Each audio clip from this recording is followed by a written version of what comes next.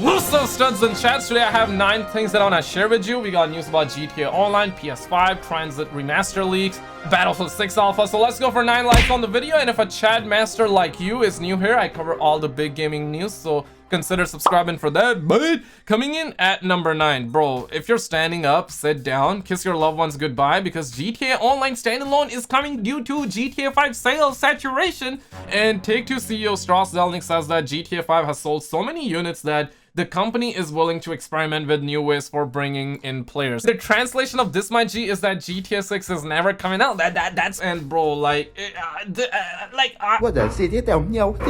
sad thing here is that you know that if they drop GTA Online for free, it's gonna be a banger. Like, oh, the Fortnite kids are gonna be on it, the Warzone kids are gonna be on it, because if you really think about it, GTA Online is like a battle royale mode, but with respawns, right? Like, you can go around, play this like a battle royale mode, you can grind for money, you can do objectives, you can do missions. It's a really good, I love GTA Online. These are facts, no printer. It's a very good mode. And the fact that we also heard this, where, you know, Call of Duty is the best-selling game, GTA 5 is the best-selling game. Yeah, Call of Duty comes out every single year, but GTA 5, bro, it's a decade-old game. Like, why are you keep on buying this game? I mean, I'm not trying to blame anybody out here. Really, man, GTA 5 is a solid game. I said this before, I'll say it again. You gotta have GTA 5. It's a masterpiece if they drop GTA Online for free. We're gonna hear GTA 6 release date got pushed to 2080, you know? They're gonna one-up Cyberpunk 2077, buckos. We're also hearing about the nuke event from Tom Henderson, and yes, there are in-game quotes right now. He says that extraction cancelled, nuke inbound for Verdansk, you're on your own, soldier.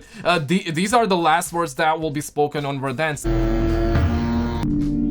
And I really believe in the nuke event, but my guy, like, this nuke event, I remember talking about this nuke event like back in May of last year when we were getting Black Ops reveal hints in Warzone. Like, we knew about the fact that it's gonna be revealed in Warzone. Some people believed it, some people did not, and I always been a believer of the nuke event, but it's been almost a year at this point. So are we really gonna see it? I mean, I'm not gonna hold my breath over it, but this time it genuinely looks like that we're gonna get it. And speaking of DLC 2, now this is something that Ryan Prestigious Key tweeted out. He says that Verdansk has some guest zombies now. I never noticed these before on the shipwreck. Was I just luckily avoiding them until now? And yo, these zombie models reminds me of Kino der Toten, okay? Kino der Toten is my childhood. Smash the like button if you ever played Kino der Toten. It was one of the best zombies map of all time. Still is the best, but obviously back in the day it hit differently, okay? Like, let me keep a $1.50. But our expert says that no, they were added recently. Another man says that I noticed them yesterday at around 10 a.m. Pacific Standard Time. They also added fire zombies where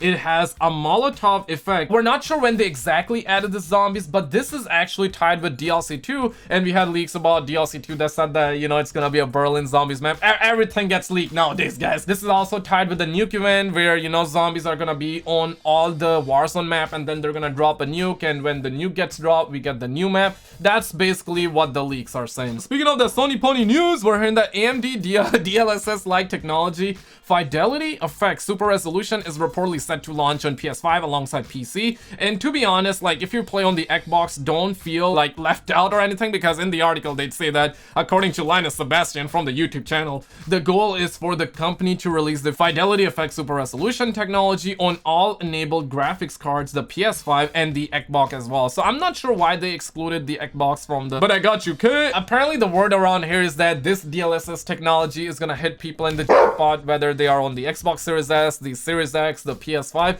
and I'm not sure. These are like big promises. I don't know if I believe into that. I'll believe it when I see it, okay? This information is coming from a YouTuber, so it can be capped, okay? Don't let your dogs out. And I just realized I'm a YouTuber as well.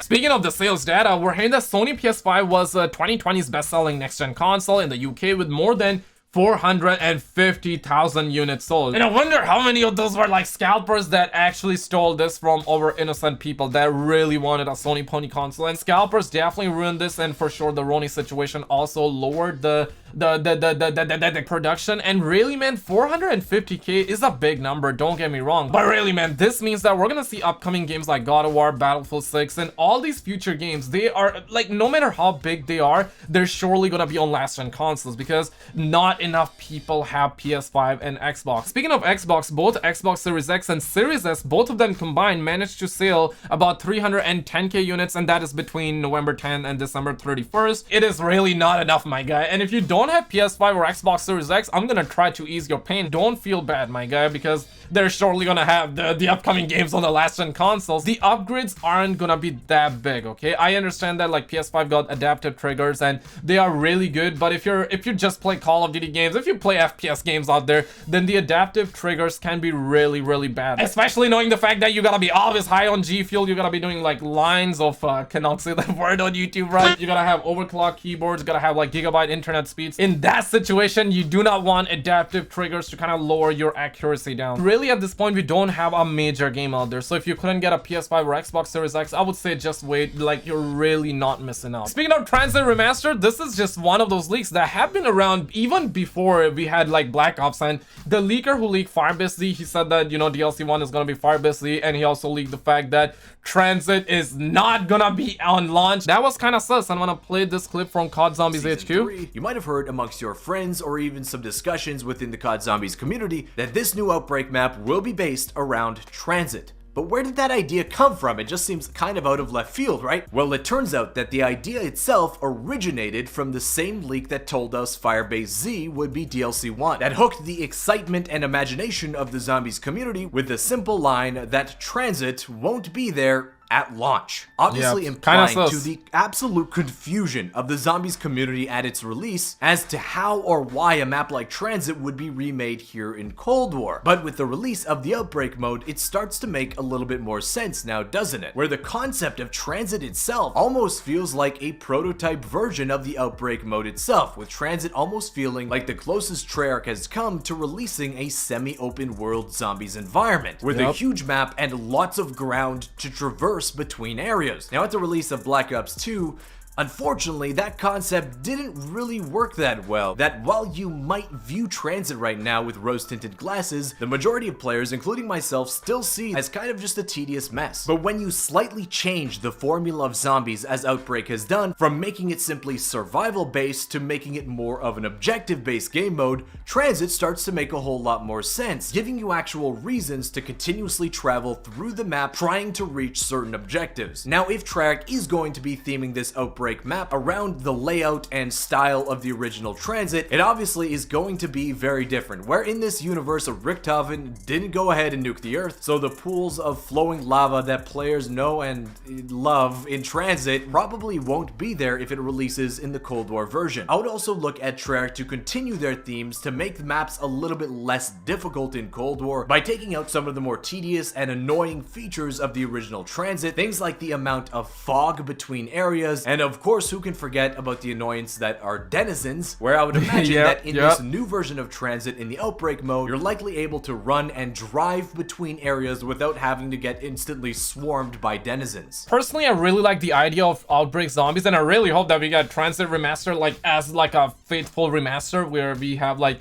sections, town, farm, and they slice them like tack, tack, tack, tack, tack, and we also get like a full-blown Outbreak Zombies mode. In other words, Transit to be part of Outbreak as well, where that's like a separate map that we can play on. It would be pretty dope. Speaking of Battlefield 6 Alpha, we're hearing that Battlefield 6 Alpha coming soon. And really, do I want to let my dogs out? Should you let your dogs out? Absolutely not, okay? But it is very likely, because the article says that EA will soon release an alpha version of Battlefield 6, the next Battlefield game awaited by thousands of gamers. Furthermore, they stated that the alpha version of Battlefield 6 is coming this year and will arrive earlier than it did on other titles. That's kind of sus. Earlier, EA had confirmed that the progress of the game is going smooth and in full force, hence the game will release earlier than other Battlefield games and in full polish. And this is coming from EA Chief Studio Officer Lara, who says that the project is tracking towards the franchise's earliest alpha. The gameplay is set an unprecedented scale, and we are taking full advantage of the technology in the next-gen console. The team has done an incredible job despite the challenges of working from home.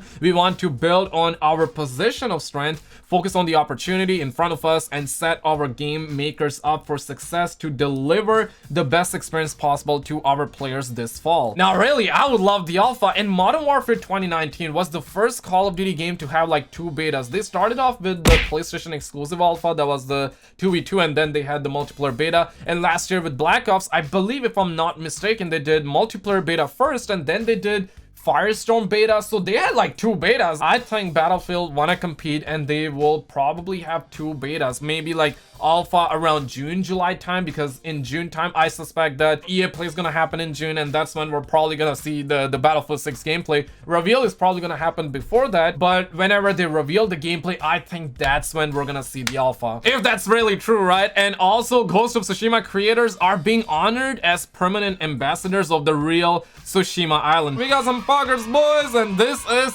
number 1. Thank you for subscribing, but hit the subscribe bell so I can interrupt you every time you're about to score on your crush. Check out this video on the screen. You're gonna get an instant kick of dopamine, and we'll see you right there.